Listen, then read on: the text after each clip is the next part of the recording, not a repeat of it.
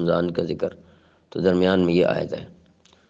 اب اس کی حکمتیں تو بہتر تو اللہ تعالیٰ ہی جانتا ہے، تو ایک بات جو یہاں پر سمجھ آتی ہے وہ یہ کہ پیچھے رمضان کی گنتی پورے کرنے کا ذکر آیا تھا، اس سے کسی کو خیال ہو سکتا تھا کہ رمضان گزرنے کے بعد شاید اللہ تعالیٰ سے وہ قرب باقی نہ رہے جو اس مبارک مہینے میں حاصل ہوا تھا۔ اس آیت نے اس خیال کی تردید کرتے ہوئے واضح کیا ہے کہ اللہ تعالیٰ ہر آن اپنے بندوں سے قریب ہے اور ان کی پکار سنتا ہے، خواہ رمضان ہو یا غیر رمضان۔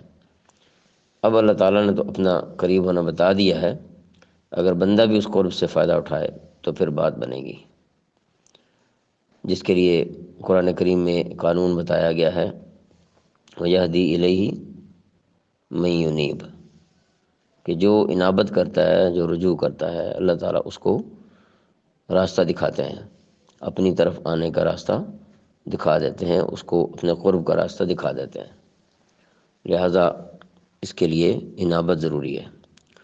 فَلْيَسْتَجِيبُوا لِي وَلْيُؤْمِنُوا بِي لَعَلَّهُمْ يَرْشُدُونَ، لہذا وہ بھی میری بات دل سے قبول کریں اور مجھ پر ایمان لائیں تاکہ وہ راہ راست پر آ جائیں۔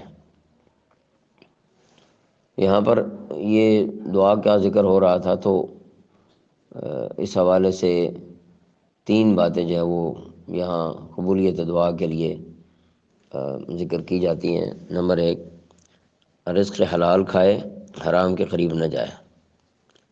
نمبر دو، گناہ سے بچے اور قطع رحمی کی دعا نہ کرے۔ نمبر تین، پوری توجہ کے ساتھ دعا کرے۔